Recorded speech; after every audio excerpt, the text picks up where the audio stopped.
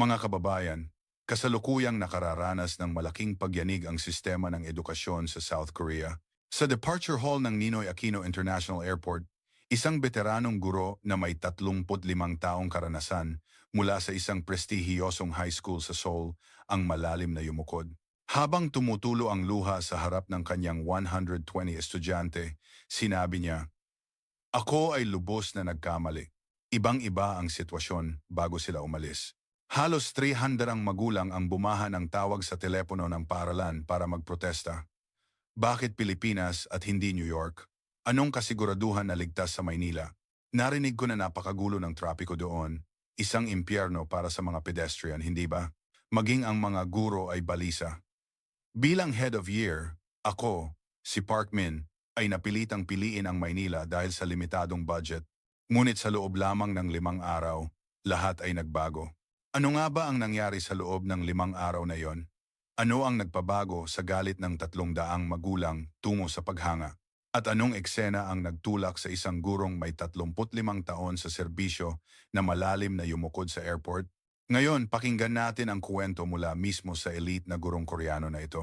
Bago tayo magsimula, kung maaari ninyong i-like ang video na ito at mag-subscribe sa channel, malaki ang maitutulong nito upang maibahagi pa namin ang mas maraming kwento sa aming mga kababayan sa Korea. Ito ang Channel Prophecy. Magandang araw, ako si Park Min. Sa loob ng 25 taon, nagsilbi akong head of year sa isa sa mga nangungunang high school sa Gangnam, Seoul.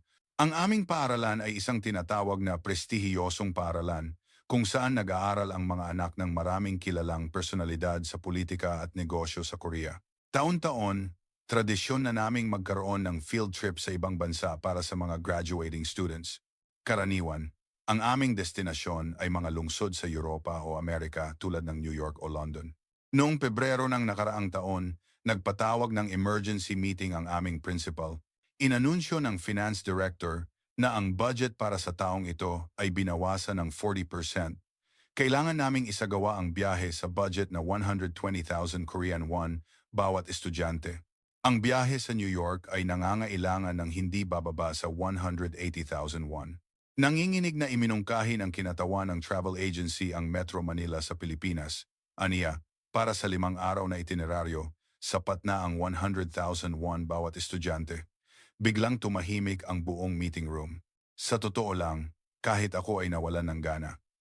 Sa 35 taon kong pagtuturo, hindi ko kailanman naisip na mag-field trip sa Pilipinas. Ngunit wala kaming ibang pagpipilian. Ang huling destinasyon ay napagdesisyonan, Metro Manila. Noong unang bahagi ng Marso, nagsagawa kami ng parent orientation. Sa 150 magulang na dumalo, halos kalahati ang tumutol. Isang ama ang nagtanong, hindi ba't luma ang mga gusali sa Pilipinas? Ayos lang ba ang kalinisan doon? Isang ina naman ang nag-alala tungkol sa army ng mga jeepney at tricycle. Hindi ba delikado para sa mga bata na tumawid sa kalsada? Sinubukan kong pakalmahin sila gamit ang mga inihanda kong datos. Ngunit sa loob-loob ko, hindi rin ako sigurado. Maging ang meeting ng mga guro ay hindi naging maganda. Si Teacher Lee, isang kasamahan, ay nag-aalala sa klima. Paano kung sobrang init o umulan? Si Teacher Kim naman ay nag-aalala sa pagkain. Bagamat sikat ang kanilang pagkain, paano ang kalinisan sa mga street food stalls at kung hindi ito magugustuhan ng mga bata? Bagamat sinabi kong gagawin ko ang lahat ng aking makakaya, lalo lamang lumalaki ang aking agam-agam. Pag-uwi ko, nagreklamo ako sa aking asawang si Ji Young. Sa 35 taon, ngayon lang ako nakaranas ng ganito kahirap na sitwasyon. Sinabi ni Ji Young na baka ito ay maging isang bagong karanasan, ngunit hindi ako sang-ayon. Nag-search ako sa internet tungkol sa Maynila. Ang mga litrato ng mga lumang apartment na may mga rehas na bakal at mga imahe ng siksikang trapiko ang bumungad sa akin. Bagamat may character, hindi ito kasing ayos at kasing moderno ng Gangnam sa Seoul. Ang mga salitang lumang infrastruktura, kahirapan at kaguluhan ang tumatak sa isip ko. Ang katotohanan ito ay lalong nagpabalisa sa akin. Gabi bago kami umalis, pinuno ko ang aking maleta ng mga gamot, pasaporte at listahan ng mga estudyante.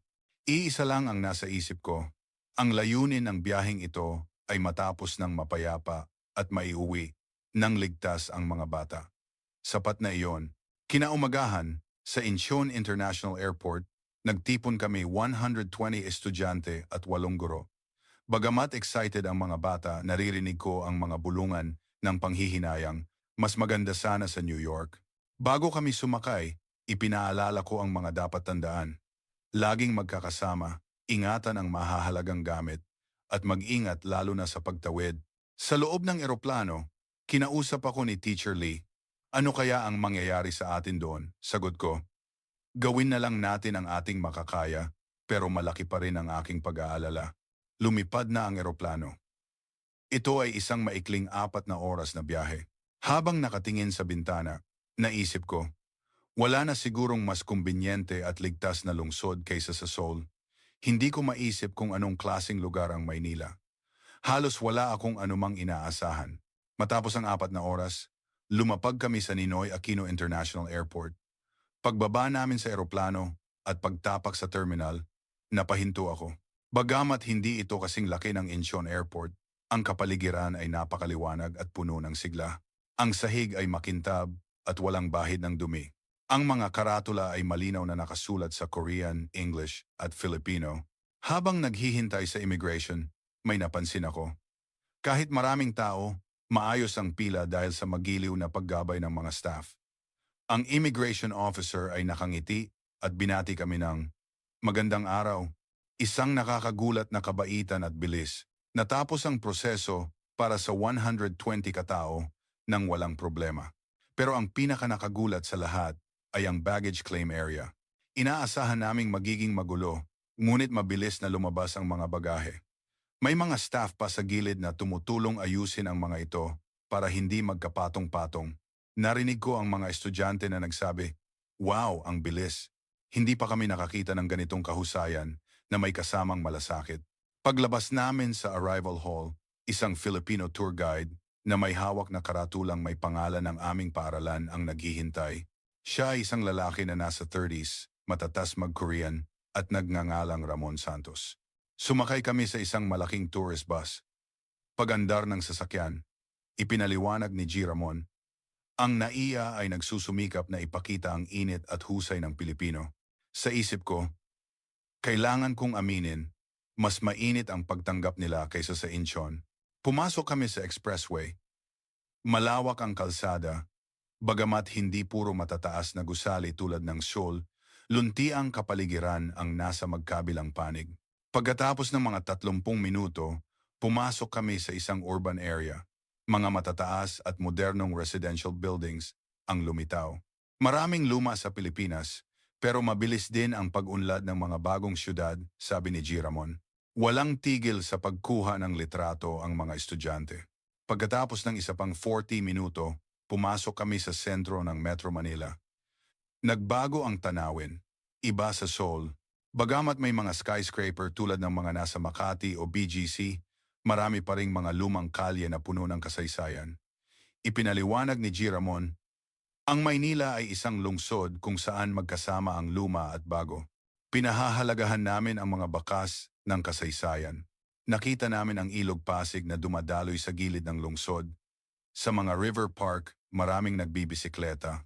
Matapos ang halos 1 oras, nakarating kami sa aming hotel malapit sa Makati. Ang lobby ay napakalinis. Mataas ang kisame at makintab ang sahig. Ang check-in ay napakabilis. Dinala kami sa aming mga kwarto sa 14th floor. Pagbukas ko ng bintana, bumungad ang tanawin ng Maynila. Isa-isang nagsindi ang mga ilaw ng lungsod. Kahit alas 7 na ng gabi, buhay na buhay ang mga kalsada, tumawag si Teacher Lee. Mas maganda ang kwarto kaysa sa inaasahan natin Sang-ayon ako. Nagsimulang magkaroon ng maliit na pagbabago sa aking puso. Pakiramdam ko, minaliit ko ang Pilipinas. Ang hapunan ay buffet sa hotel. Mula sa pagkaing Pilipino tulad ng adobo at sinigang, hanggang sa Western at Chinese. Sabik na kumuha ng lechon kawali at kare-kare ang mga estudyante. Ang mga unang beses na nakatikim ng halo-halo ay nagulat sa texture ng mga sahog, ngunit masaya pa ring inubos ito.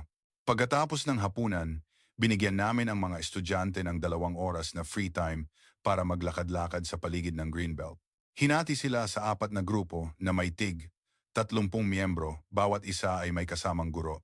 Ako ang namuno sa isang grupo. Iminungkahi ni G. Ramon, bakit hindi natin subukang sumakay sa MRT? Ang sistema ng tren sa Maynila ay kinikilala bilang isa sa pinakamalinis at ligtas sa rehiyon. Makikita ninyo ang pang-araw-araw na buhay na iba sa Seoul. Nag-alangan ako. Ang subway sa Seoul ay siksikan tuwing rush hour at nag-aalala ako sa kalinisan. Pero tiniyak ni G. Ramon na walang problema. Mga 6:00 ng gabi, bumaba kami sa MRT station. Pagbaba namin sa escalator, bumungad ang isang napakalinis na platform. Mas malinis pa kaysa sa Seoul. Maliwanag ang ilaw at kumikinang ang sahig. Dumating ang tren. Pagbukas ng pinto, maayos na bumaba ang mga tao. Mahigpit na sinusunod ng mga pasahero ang unahin ang pagbaba bago sumakay at matiyagang naghihintay sa mga linyang nakaguhit sa sahig. Sa Seoul, madalas na nagkakagulo ang mga bumababa at sumasakay. Pero dito, iba, tahimik sa loob ng tren. Bagamat rush hour, walang maingay. At ang pinaka-nakagulat sa lahat, walang kumakain o umiinom. Ipinaliwanag ni G. Ramon na mahigpit na ipinagbabawal at may malaking multa ang pagkain sa loob ng MRT, kaya nananatili itong malinis. Bumaba kami sa Ayala Station. Lumingon-lingon ako, iniisip na kailangan kong mag-ingat sa mga mandurukot. Ngunit nakapagtataka, maraming tao ang nakasabit lang ang cellphone sa kanilang leeg o nakasukbit ang backpack sa likod, mga bagay na hinding-hindi mo gagawin sa Seoul. Ang mga babae ay maluwag na hawak ang kanilang mga handbag, walang mahigpit na pagkakakapit. Pabulong na sinabi ni Teacher Lee, mukhang hindi kailangang mag-alala sa mandurukot dito. Ganoon din ang pakiramdam ko. Ibang-iba ang hangin kumpara sa Seoul. Walang tensyon. Nakarating kami sa Greenbelt. Pag-akyat namin, isang masiglang tanawin ang sumalubong sa amin. Mga department store at trendy na tindahan ang nakahilera. Maraming tao sa kalye pero hindi magulo. Naglakad kami ng mga 30 minuto at muling sumakay ng MRT pabalik. Sa kabuuan, 40 minuto kaming nasa tren at ni minsan ay hindi kami nakaramdam ng panganib o dumi. Imposible ito sa Seoul. Pabalik sa hotel, isang estudyante ang nagsabi, pakiramdam ko mas malinis at ligtas pa dito kaysa sa Seoul. Tumango ang ibang mga estudyante. Sa lobby ng hotel, nakasalubong namin ang ibang grupo. Sabi ng mga guro, ang mga estudyante ay malayang nakapaglakad-lakad at tila hindi nakaramdam ng anumang panganib. Pagbalik ko sa kwarto, tinitigan ko ang tanawin sa labas. Ang mga kalsada ng Maynila, kahit pasado 11:00 na ng gabi, ay nagliliwanag pa rin ng mainit na ilaw. May kung anong nagbabago sa loob ko. Kinaumagahan ng ikalawang araw, maaga akong nagising. Ang itineraryo para sa araw na ito ay pagbisita sa Intramuros at sa Quiapo Church. Kasama ang mga estudyante, lumabas kami ng hotel. Maganda ang panahon. Habang naglalakad papuntang Intramuros, bagamat 10:00 pa lang ng umaga, bukas na ang mga tindahan ng kakanin, souvenir shops. Tuwang-tuwa ang mga estudyante sa kanilang nakikita. Naglibot kami ng 1 oras at pagkatapos ay binigyan ko sila ng 30 minutong free time na may usapang magkita-kita sa harap ng San Agustin Church. Naghiwa-hiwalay ang mga estudyante. Nagpasya kami ni Teacher Lee na uminom ng kape sa isang kalapit na coffee shop. Habang papunta kami doon, nakarinig kami ng mga nag-aalalang boses. Tumakbo ako palapit. Sa isang medyo maluwag na lugar malapit sa isang souvenir shop, nakatayo ang isa sa aming mga estudyante, si Jiwoo, na umiiyak. Maputla ang mukha ni Jiwoo. Nawawala raw ang kanyang wallet. Tila naiwan niya ito kung saan habang namimili. Agad akong lumapit at nagtanong, ayos ka lang ba? Umiiyak na sinabi ni Jiwoo, nawala po ang wallet ko. Nandoon ang passport ko at lahat ng baon kong pera. Sa isang iglap, nagsimulang maglapitan ang mga tao sa paligid. Nagsimula sa 2 o 3 tao at maya-maya ay naging 7 na sila, isang college student, isang ale na naka-apron at isang ginang nakadarating lang mula sa pamamalengke. Ang college student ang unang kumilos, kinuha ang kanyang cellphone at nagsimulang tumawag sa mga kalapit na tindahan. Ang ale na naka-apron ay marahang hinaplos ang likod ni Jiwoo. Kahit hindi sila magkaintindihan, sinabi niya sa malambing na tono, okay lang yan, iha, at inabutan siya ng tissue. Ang ginang na galing sa palengke ay kumuha ng isang bote ng tubig mula sa kanyang supot at ibinigay kay Jiwoo. Isang nasa katanghaliang gulang na lalaki naman ang nag-alok na iikutin ang lugar gamit ang kanyang motorsiklo para maghanap. Nakatayo lang ako roon, tulala. Napakabilis ng mga pangyayari. Sa loob ng wala pang 1 minuto, 7 estranghero ang sabay-sabay na nagpakita ng kahanga-hangang pagmamalasakit. Walang nag-utos sa kanila, pero lahat sila ay gustong tumulong. Lumapit sa amin ang college student na tumatawag. Wala daw po sa tindahan, pero sabi ng tindera, may nakapulot daw po at dinala sa pinakamalapit na police station. Pagkalipas ng mga 5 minuto, 2 pulis na nakamotorsiklo ang dumating. Matapos kumpirmahin ang sitwasyon ni Jiwoo, sinabi nilang samahan namin sila sa istasyon. Lumapit ang college student at sinabi, sasamahan ko na po kayo sa police station. Medyo marunong po ako mag-Korean, pwede akong mag-translate. Nagulat ako. Isang estrangherong hindi namin kilala ay handang gawin ito. Pumunta kami sa police station. Ang college student ay nasa tabi namin, tumutulong sa pagsasalin. Natapos ang proseso at naibalik ang wallet ng buo at walang kulang. Bago kami umalis, nagpasalamat ako ng husto sa estudyante. Tinanong ko ang kanyang pangalan. Sabi niya, siya si Miguel Reyes, isang estudyante mula sa University of the Philippines. Maraming salamat talaga, sabi ko. Ngumiti si Miguel at sumagot, ganyan po talaga ang mga Pilipino. Ito po ang diwa ng bayanihan. Kapag may nakitang nangangailangan, natural lang po na tumulong. Welcome po kayo sa Pilipinas. Wala akong masabi. Kung sa Seoul ito nangyari, malamang karamihan ay maglalakad lang dahil abala sila. Imposibleng 7 katao ang sabay-sabay na lumapit para mag-alala, mag-alok ng tubig at tissue, at lalong imposibleng may sasama pa sa police station para mag-translate ng higit 1 oras. Pabalik sa hotel, naghihintay si Teacher Lee sa lobby. Ikinuwento ko ng detalyado ang nangyari, halos hindi makapaniwala ang itsura niya. Ganoon din ang nararamdaman ko. Noong hapunan, ikinuwento ko sa mga estudyante ang nangyari. Lahat sila ay namangha. Isang estudyante ang nagsabi, grabe, ang babait ng mga Pilipino. Nang gabing iyon, binuksan ko ang aking laptop at sinearch ang datos tungkol sa kaligtasan sa Pilipinas. Ipinakita ng datos na, para sa mga turista, mas mababa ang crime rate kaysa sa inaakala. Sa mga Global Safety Index, madalas itong nasa gitna, ngunit may mataas na bilang ng mga naiulat na insidente ng pagbabalik ng nawawalang gamit sa mga dayuhan. May malakas na kultura ng pagtutulungan o bayanihan at laganap ang mga CCTV kaya mataas ang crime solution rate. Napatulala ako sa screen.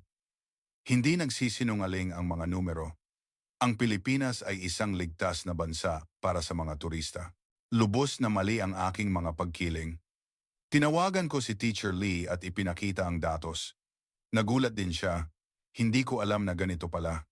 Naisip ko, kailangan kong ipakita ang mga ito sa mga magulang. 3 araw. Ang schedule sa umaga ay pagbisita sa isang public science high school sa Quezon City. Isa itong paaralan na may mahabang kasaysayan at modernong pasilidad. Sinalubong kami ng principal sa may gate. Pagpasok namin, bumungad ang isang malawak na lobby. Una naming binisita ang classroom ng mga senior high school. Sa harap ng klase ay may malaking touchscreen monitor.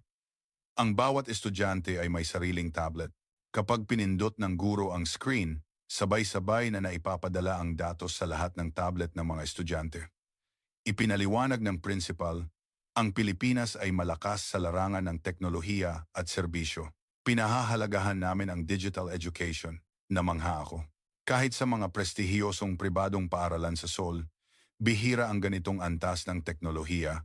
Sa gymnasium, nagkaroon ng exchange session kasama ang 30 Pilipinong estudyante na pagdesisyunang mag-usap sa Ingles. Ang paksa ay pang-araw-araw na buhay. Isang estudyante namin ang nagtanong, ano ang ginagawa ninyo pagkatapos ng klase?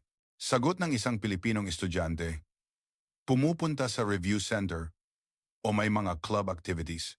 Karamihan ay nagsabing umaabot sila ng alas 8 o alas 9 ng gabi. Nagulat ang aming mga estudyante. Ganon kayo kagabi umuwi? Hindi ba delikado? Tumawa ang Pilipinong estudyante. Hindi po. Maraming convenience stores tulad ng 7-Eleven at Ministop at maliwanag ang mga ilaw sa kalsada. Ligtas naman po. Hindi nakakatakot umuwi mag-isa ng alas 9 ng gabi, sakay ng jeep o tren. Hindi ako makapaniwala sa narinig ko. Sa Seoul, ang isang babaeng estudyante na umuuwi mag-isa sa gabi ay kailangang laging alerto. Nagtanong ako, talaga? Tumango ang mga Pilipinong estudyante. Nag-aalala rin po ang mga magulang namin, pero hindi dahil sa panganib tulad ng kidnapping, mas nag-aalala sila sa traffic. Maraming pulis na nagpapatrolya, kaya ligtas po talaga. Sumang-ayon din ang iba pang mga estudyante. Nung tanghalian, sa faculty room, nakipag-usap kami sa mga gurong Pilipino. Isang babaeng guro na nasa 40s ang nagsabi sa Ingles, tinatawag kaming chaotic dahil sa traffic, pero isa kami sa mga lugar kung saan ramdam mo ang community safety. Tinanong ko, talaga bang hindi nag-aalala ang mga magulang? Sagot ng guro, siyempre, pinapaalalahanan nila kami tungkol sa road safety, pero pagdating sa mga krimen tulad ng kidnapping o robbery, panatag ang loob namin. Nang gabing iyon, nagkaroon kami ng meeting ng mga guro. Iminungkahi ni Teacher Lee, bakit hindi tayo lumabas mamayang gabi, tayong mga guro lang, para maglakad-lakad sa Maynila, para makita natin kung gaano talaga kaligtas. Sumang-ayon ako. Gusto kong makita mismo. Sumama rin sina Teacher Kim at Teacher Park. 4 kaming guro ang lumabas ng hotel. Alas 11 ng gabi, sumakay kami ng taxi papuntang Bonifacio Global City, BGC. Pagbaba namin, isang maunlad at malinis na tanawin ang bumungad. Kahit pasado alas 11 na, bagamat sarado na ang mga mall, ang mga sinehan at restaurant sa paligid ay puno pa rin ng ilaw. Dahan-dahan kaming naglakad sa High Street. Ang nakagulat sa amin ay ang dami ng mga babae. Mga babaeng mukhang nasa 20s, naglalakad mag-isa o kasama ang kapwa babae na tila walang anumang takot. Natural lang ang kanilang paglalakad. May isang babae na naka-earphones, naglalakad habang nakatingin sa cellphone. Bagamat posible rin ito sa Seoul, ang ganitong kapanatagan sa oras na pasado alas 11 ng gabi ay nakapagtataka. Pabulong na sinabi ni Teacher Kim, mukhang ligtas nga talaga. Tumango ako. Sinubukan naming pumasok sa isang pitong 11. Kahit pasado hating gabi na, may ilang customer pa may kumakain, may kumukuha ng package. Masayang bumati ang staff, welcome po. Bumili kami ng inumin. Sa cashier, tinanong namin ang staff, hindi ka ba natatakot magtrabaho sa gabi? Sagot niya sa Ingles, hindi po.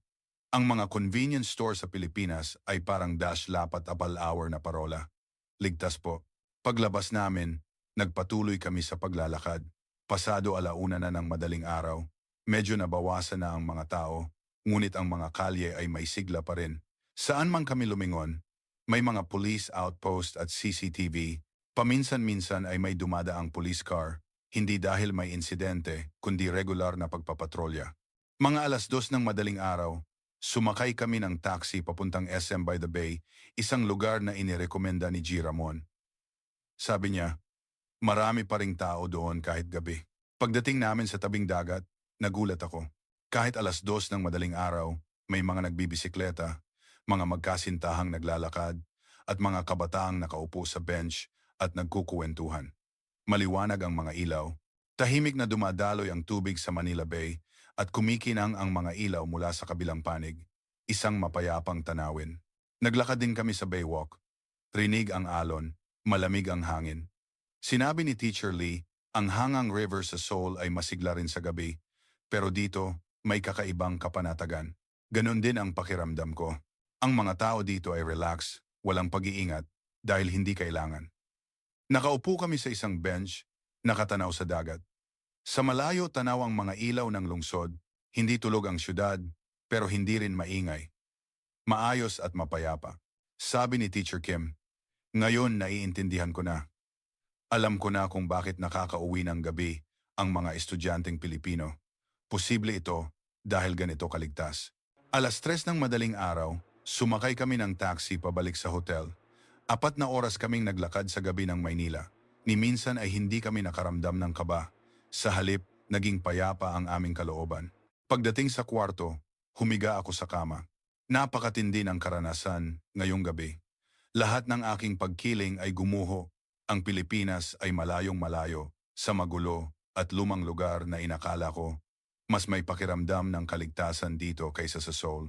Sa aspeto ng pagmamalasakit at kaayusan, higit pa ito sa Seoul, sigurado na ako ngayon, ang Pilipinas ay isa sa mga pinakaligtas at pinakamainit na bansa sa mundo. Dumating ang ika-4 na araw. Ang schedule ay pagbisita sa Tagaytay at sa National Museum of the Philippines. Sumakay kami sa bus. Pagdating sa National Museum Complex, isang kahanga-hangang arkitektura ang sumalubong sa amin. Sa loob, tahimik na pinagmasdan ng mga estudyante ang mga mahahalagang artifact na mangha sa yaman ng kulturang Pilipino. Pumunta kami sa Tagaytay. Ang sikat ng araw na tumatama sa lawa ng Taal ay parang isang panaginip. Naglakad ang mga estudyante sa mga trail, lumalanghap ng sariwang hangin. Nakita namin ang mga matatandang nakasuot ng simpleng hiking gear na magiliw kaming binabati ng "Good morning." Ipinaliwanag ni G. Ramon na mahilig ang mga Pilipino sa kalikasan at napakabait sa mga dayuhan. Ang tanghalian ay sa isang restaurant sa Tagaytay na naghahain ng bulalo. Napakasarap ng malaking mangkok ng sabaw at mga gulay. Pagdating ng hapon, pumunta kami sa Rizal Park. Ang dambuhalang monumento ay kumikinang sa ilalim ng araw. Walang tigil sa pagkuha ng litrato ang mga estudyante. Nakasandal ako sa rehas, nakatanaw sa parke. 5 araw na ang nakalipas mula nang dumating kami sa lugar na ito na walang anumang inaasahan. Akala ko, ang Pilipinas ay isang lugar lang na puno ng jeepney at lumang bahay. Pero ngayon, iba na. Alam ko na kung gaano kaligtas ang lugar na ito. Ang mapayapang Manila Bay kahit 2:00 ng madaling araw, ang mga babaeng naglalakad mag-isa at ang 7 Pilipinong tumulong sa estudyanteng nawalan lang ng wallet. Ang kanilang mga mukha ay malinaw sa aking isipan. Lumapit sa akin ang isang estudyante, si Minho. "Sir," sabi niya, "ang biyaheng ito ang pinakamakabuluhang karanasan sa buhay ko. Pakiramdam ko, mas nakaka-relax sa Maynila kaysa sa Seoul." Ang isa pang estudyante, si Junsu, ay nagsabi, "Kahit mag-isa akong maglakad, ni minsan hindi ako natakot. Sa Seoul laging kailangan kong maging alerto, pero dito hindi. At ang mga tao dito." Palangiti. Lumapit si Jiwoo. Napakaliwanag na ng kanyang mukha. Hinding-hindi ko makakalimutan habang buhay ang mga Pilipinong tumulong sa akin noong nawala ang wallet ko. May namumuong luha sa kanyang mga mata. Isang mainit na damdamin ang bumalot sa aking dibdib. Sa 35 taon kong pagtuturo, libu-libong estudyante na ang dumaan sa akin, pero hindi pa ako nakakita ng ganito kalinaw na pagbabago. Sa loob lamang ng 5 araw, nabago ang 120 na estudyante. Dumating ang umaga ng huling araw. Binuksan ko ang bintana at tinanaw ang mga kalsada ng Maynila, parang napakabilis ng 5 araw. Habang nag-aayos ng gamit, lahat ng sandali dito ay bumalik sa aking isipan. Ang schedule sa umaga ay huling free time. Bumili ang mga estudyante ng dried mangoes at polvoron bilang pasalubong sa isang malaking mall. Pagkatapos ng 1 oras, sumakay kami sa bus papuntang Naiya, tahimik sa loob ng bus. Ang mga estudyante ay nakadungaw sa bintana, itinatatak sa kanilang isipan ang huling mga tanawin ng Maynila. 1 oras ang lumipas, nakarating kami sa Naiya. Natapos ang check-in at immigration. Sa duty-free area, huling namili ang mga estudyante. Malapit na ang boarding time. Habang naglalakad kami papunta sa gate, lumungkot ang mga mukha ng mga estudyante. Narinig ko ang isang sumisinghot. Si Suyon. Tumutulo ang luha mula sa kanyang mga mata. Parang nakakahawa. Nagsimula na ring umiyak ang ibang mga estudyante. Isa-isang tumulo ang kanilang mga luha. Hindi lang mga babae, pati ang mga lalaki ay pinipigilan ang pag-iyak. Tinakpan ni Minho ang kanyang mukha. Umiiyak na sinabi ni Jiwoo, "Gusto ko pa pong bumalik. Ayoko pang umalis sa Pilipinas." Ang mga estudyante sa tabi niya ay tumatango habang sabay-sabay na umiiyak. Ako man ay napaluha. Sinubukan kong pigilan, pero tumulo pa rin. Sa 35 taon ng field trip, hindi ako kailanman umiyak. Pero ngayon, iba. Umiiyak din si Teacher Kim. Nagpupunas din ng luha si Teacher Lee. Lahat kaming 8 guro ay umiiyak. Ang mga staff ng airport, nakatingin sa amin, ay marahang nag-abot ng tissue. Hindi na namin inintindi ang tingin ng ibang tao. Tumunog ang boarding announcement. Dahan-dahang naglakad ang mga estudyante papunta sa gate, paulit-ulit na lumilingon sa lupain ng Pilipinas. Hindi na ito isang simpleng isla lamang para sa kanila. Pagkaupo sa eroplano, tumingin ako sa bintana. Tanaw ang gusali ng NAIA. Naalala ko ang pagdating namin dito 5 araw na ang nakalipas. Noon puno ako ng kaba at pagkiling, pero lubos akong nagkamali. Ang Pilipinas ay isa sa mga pinakaligtas, pinakamainit, at pinakamasayang bansa sa mundo. Hindi ko maiwasang makaramdam ng hiya sa aking mga pagkiling. Lumipad ang eroplano. Walang tigil ang pagtulo ng aking mga luha. Hindi mapigilan. Hapon na nang dumating kami sa Incheon. Pagkakuha ng bagahe, naghihintay ang mga magulang. Niyakap ng mga estudyante ang kanilang mga pamilya, ngunit iba ang kanilang mga ekspresyon. Lumapit sa akin ang isang magulang, ang ina ni Jiwoo. Sabi niya, pagdating pa lang ng anak ko, puro kuwento na tungkol sa Pilipinas. Sumagot ako, ito ang pinakamakabuluhang biyahe sa 35 taon kong pagtuturo. Pag-uwi, ikinuwento ko sa aking asawa ang 5 araw. Halos 1 oras akong nagkuwento. Nagulat si Jiang. Ngayon lang kita nakitang ganito ka-emosyonal, sabi niya. Kinabukasan sa paaralan, iba ang atmosfera. Nagkukumpulan ang mga guro. Ipinakita sa akin ni Teacher Lee ang kanyang smartphone. Nag-post ang mga estudyante ng mga litrato sa social media. Lalo na ang insidente sa wallet ni Jiwoo at ang mga litrato sa BGC nang hating gabi ay naging viral. Libo-libo ang komento at mahigit 50,000 beses itong na-share. Nagsimulang tumawag ang mga magulang sa paaralan. Ang nilalaman, gusto rin nilang mapapunta ang kanilang mga anak sa Pilipinas. Maging ang mga estudyante sa ibang grade levels ay nagpakita ng interes. Sa hallway, pinipigilan ako ng mga estudyante para magpakwento tungkol sa Pilipinas. 1 linggo ang lumipas, isang mas nakakagulat na bagay ang nangyari. 400 magulang ang nagsumite ng petisyon na humihiling na magkaroon din ng field trip sa Pilipinas ang ibang grade levels. Nagpatawag ng emergency meeting ang principal. Ang pagkalat sa SNS ay nagpatuloy. Sa mga online forum ng edukasyon sa Korea, naging mainit na paksa ang aming kuwento. Naging masigla ang diskusyon tungkol sa kaligtasan at kabaitan sa Pilipinas. Karamihan ay nagulat. Pagkalipas ng 1 buwan, kinontak ako ng Seoul Metropolitan Office of Education. Inatasan akong sumulat ng isang research report tungkol sa civic consciousness at hospitality ng Pilipinas. Nais din nila akong kunin bilang consultant. Sinulat ko ang report, dinetali ang safety system, infrastruktura ng MRT, crime rate statistics, at ang matulunging bayanihan spirit. Binigyan ko ng diin ang kaligtasan sa gabi at ang kultura ng convenience store. Naglagay din ako ng paghahambing sa Seoul. Pagkalipas ng 3 buwan, nagsimulang kumilos ang ibang mga international school.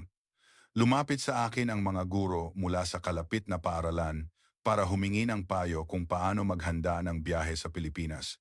Kalahating taon ang lumipas, 15 international schools sa Seoul ang nagpasya na magkaroon ng pinagsamang field trip sa Pilipinas. Umabot sa 850 estudyante ang kabuuang bilang. Nagkaroon din ng kasunduan sa Department of Tourism ng Pilipinas. Nagpakita rin ng interes ang media sa Pilipinas.